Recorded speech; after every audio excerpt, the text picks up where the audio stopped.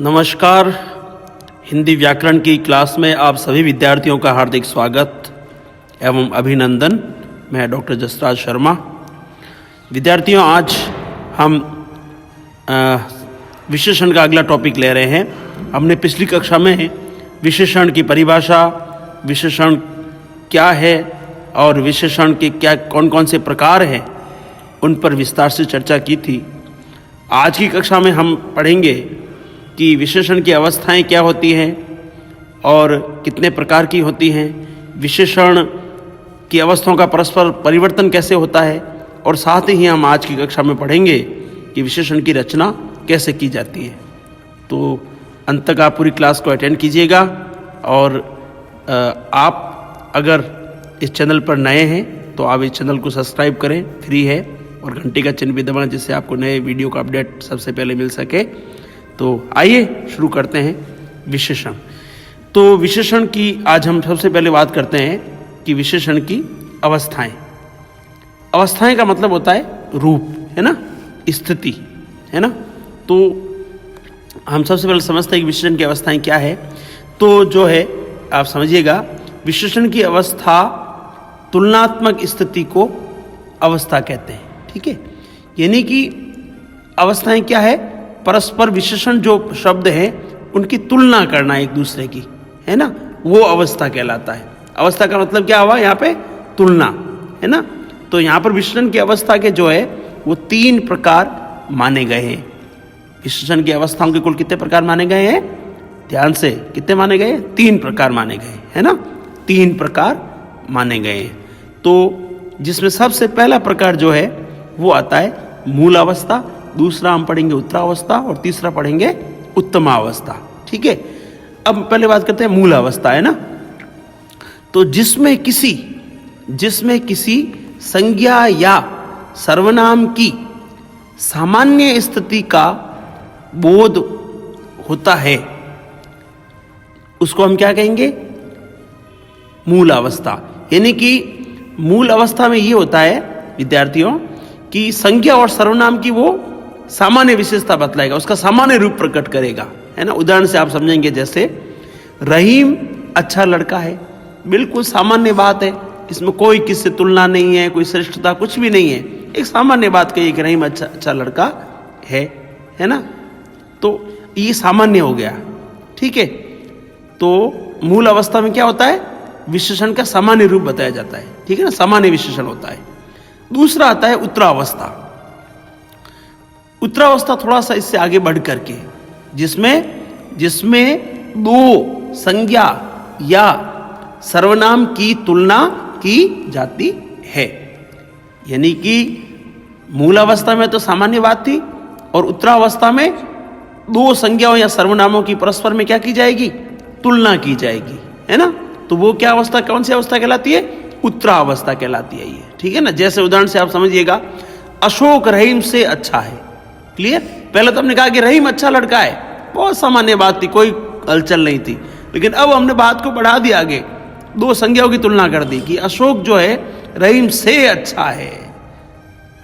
इसका मतलब क्या हुआ कि रहीम उस अशोक से कम अच्छा है, और जो अशोक है वो रहीम से ज्यादा अच्छा है, ठीक है ना। तुलना होगी दोनों की।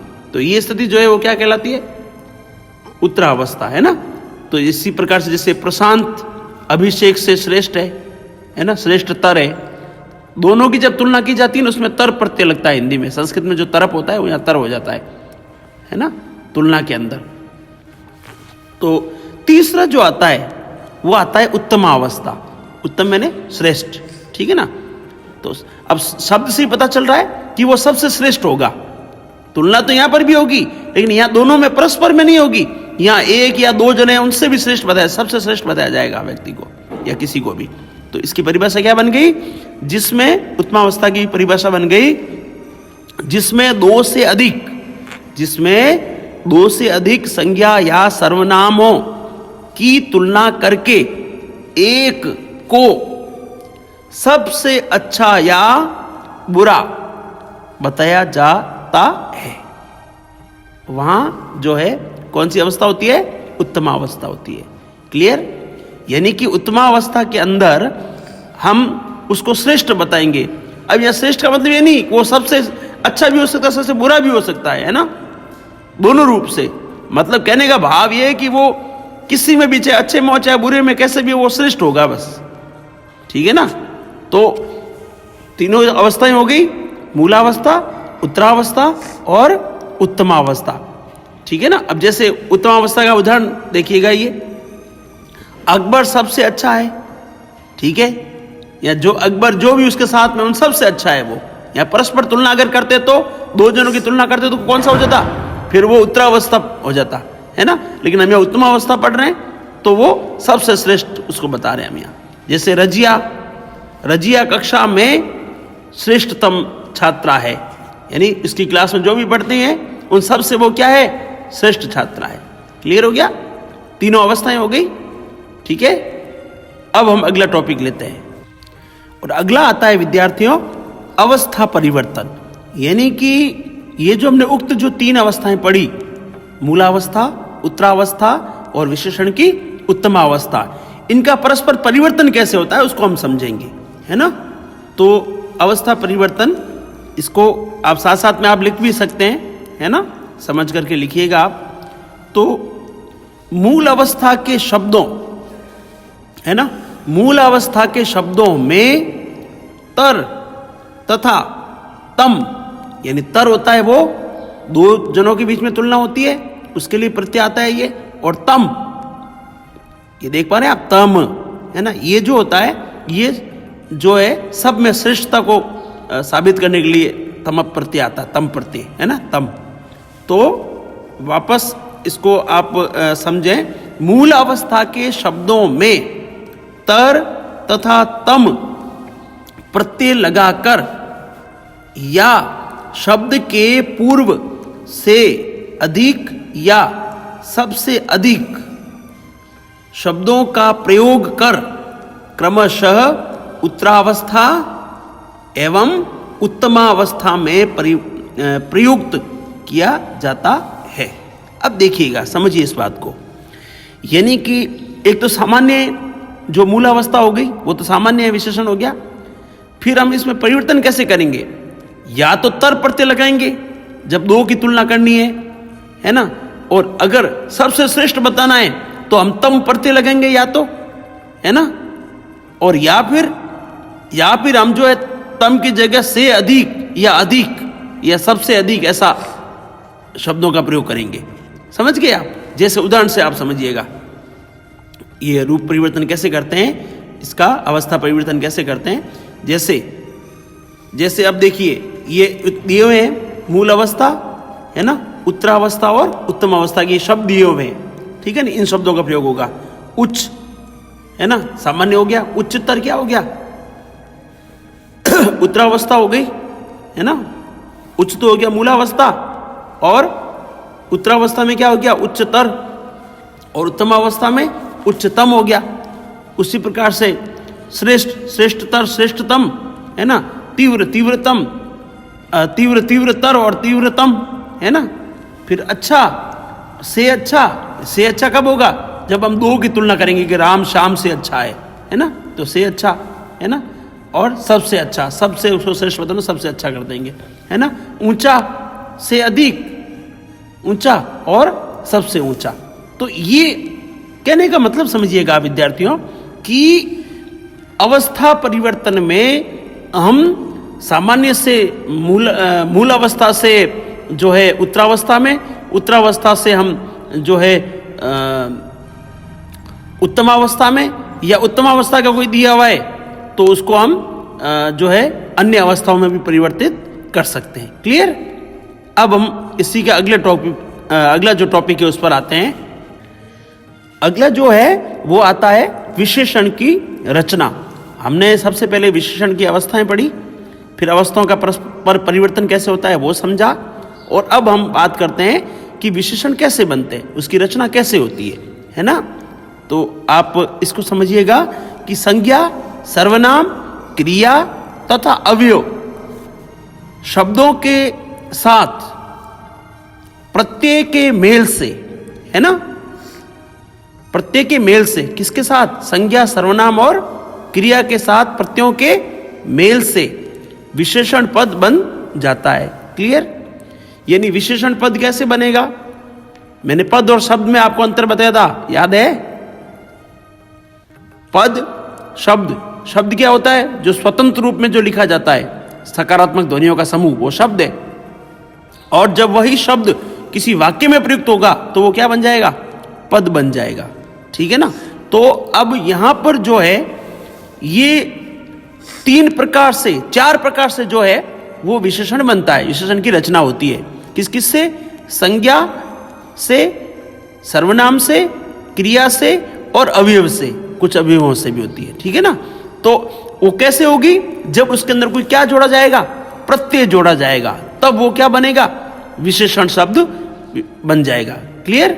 अब किस किस प्रकार से बनता है इसको अब अलग अलग लेते हैं हम। ठीक है? पहला आता है संज्ञा से विशेषण बनाना। ठीक है? तो संज्ञा से विशेषण कैसे बनते हैं? जैसे आप समझिएगा, प्यार, प्यार संज्ञा है, भाववाचक संज्ञा है, उसे क्या बन गया? प्यारा, है ना? वह प्यारा लड़का है ना? वह प्यारा विद्यार्थी है ना? इसी प्रकार से समाज, तो समाज क्या है? संज्ञा है ना? समाज जो है वो जातिवाचक संज्ञा है, तो उससे क्या बन गया? सामाजिक बन गया। पुष्प से क्या हो गया? पुष्पित बन गया, है ना? पुष्प क्या है? पुष्प एक तरह से जातिवाचक संज्ञा है ना? और पुष्प से जब हमने विशेषण बनाया तो क्या हो गया? वो पुष्पित बन गया। ठीक है ना? पुष्प से क्या बन गया? पुष्पित बन गया, है ना? इसी प्रकार से स्वर्ण, अब स्वर्ण क्या है? स्वर्ण संज्ञा है, लेकिन जब हम इसका विशेषण बनाएंगे तो क्या बन जाएगा? स्वर्णिम बन जाएगा, है ना? उसी प्रकार से जयपुर है, अब जयपुर क्या है? जयपुर व्यक्तिवाचक संज्ञा है ना? लेकिन जब हम इसका विशेषण बनाएंगे तो क्या बन जाएगा? जयपुरी बन जाएगा, है ना? इसी प्रकार से जैसे हम जो है धन शब्द लेते हैं, तो धन क्या है?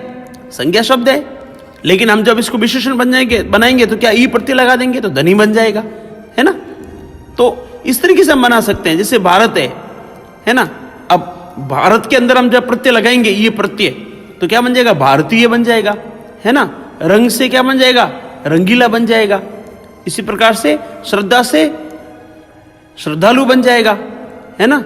चाचा से चचेरा, विष से विषैला, बुद्धि से बुद्धिमान, गुण से गुणवान, दूर से दूरस्थ, है ना? तो इस प्रकार से हम जो है संज्ञा से विशेषण बना सकते हैं। क्लियर? अब दूसरा जो आता है विशेषण की रचना में, वो आता है सर्वनाम से विशेषण बनाना। ठीक है? अब तो हमने संज्ञा से समझा, अब हम समझें कि सर्वनाम से विशेषण कैसे बनते हैं, है ना? तो जैसे इसमें आप इन शब्दों को आप देखिएगा, है ना? जैसे यह से ऐसा, यह और ऐसा, जो, जैसा, है ना? यह आपको पता है सर्वनाम है ना? संकेतवाचक है ना? सर्वनाम है ये। जो से जैसा हो गया, मैं से मेरा हो गया। मैं जो है वो पुरुषवाचक सर्वनाम है और इसका मेरा बन गया विशेषण के रूप में, है ना? उसी प्रकार से तुम से तुम्हारा, वह से वैसा, उसी प्रकार से कौन से कैसा। तो ये जो है इस प्रकार से हम सर्वनाम से भी जो है हम विशेषण बना सकते हैं। तीसरा जो आता है वो आता है क्रिया से विशेषण बनाना। क्रिया, किसी भी कार्य के होने या करने को हम क्या कहते हैं? क्रिया कहते हैं। तो क्रिया से विशेषण कैसे बनते हैं? जैसे क्रिया है भागना, तो भागना से क्या हो गया? भगोड़ा, वह भगोड़ा व्यक्ति है ना? लड़ना से क्या हो गया? लड़ाकू हो गया, है ना? लूटना से लुटेरा हो गया। इस प्रकार से हम जो है क्रिया से भी बना सकते हैं। उसी प्रकार से हम चौथा आता है अवयव से विशेषण। ये तो मैं आपको कुछ प्रमुख उदाहरण दे रहा हूं, ऐसे बहुत से शब्द हो सकते हैं, ठीक है ना, जिन्हें आपको पढ़ना चाहिए। मेरा उद्देश्य है आपके कंसेप्ट को क्लियर करना, है ना। तो अवयव से हम जो है कैसे, जैसे आगे अवयव शब्द है, आगे अवयव से हम इसका विशेषण बढ़ाएंगे तो अगला बन जाएगा, पीछे से पिछला बन जाएगा, है ना। बाहर से क्या बन जाएगा? बाहरी बन जाएगा। इस प्रकार से हम जो है अवयव से भी विशेषण बना सकते हैं। तो विद्यार्थियों, आज की कक्षा में हमने ये समझा कि विशेषण की अवस्थाएं क्या होती हैं, 3 अवस्थाओं को हमने समझा। फिर हमने अवस्थाओं का परस्पर परिवर्तन कैसे होता है, रूप परिवर्तन, वो समझा। और उसके बाद में हमने समझा कि विशेषण की रचना कैसे की जाती है, जिसमें हमने पढ़ा संज्ञा से, सर्वनाम से, क्रिया से और अवयवों से विशेषण की रचना, है ना। परीक्षा में कैसे प्रश्न पूछे जाएंगे, परीक्षा में प्रश्न जैसे आपको पूछे जाएंगे कि जैसे विशेषण की कितनी अवस्थाएं मानी गई है, तो वहां दे देंगे 1, 2, 3, 4। तो आपको पता होना चाहिए कि 3 अवस्थाएं मानी गई है ना। यह आपको कैसे पूछा जा सकता है कि निम्न में से कौन सा उदाहरण संज्ञा से विशेषण का बनने का है ना। तो वहां पर आपको जो है 3-4 उदाहरण दे देंगे, है ना, जिसमें आपको दे देंगे जोधपुरी दे देंगे आपको, है ना, आपको जो है काला दे देंगे, हैं, आपको जो है वहां पर उदाहरण दे सकते हैं वो ऐसा दे देंगे, है ना। तो आपको पता होना चाहिए कि भाई इसमें जो है संज्ञा से बना हुआ जो विशेषण है वो तो जोधपुरी है ना, ऐसा है वो सर्वनाम से बना हुआ है ना। तो इसलिए जो है इस तरीके से आपको ये प्रश्न परीक्षा में पूछे जा सकते हैं। तो आपको अच्छे तरीके से पढ़ना चाहिए। आप इसको बार बार सुनिएगा, समझिएगा, देखिएगा, और आपके पास में और भी जो सामग्री है उसको और अधिक विस्तार से आप पढ़िएगा, तभी आपकी जो है इस टॉपिक पर अच्छी पकड़ हो पाएगी।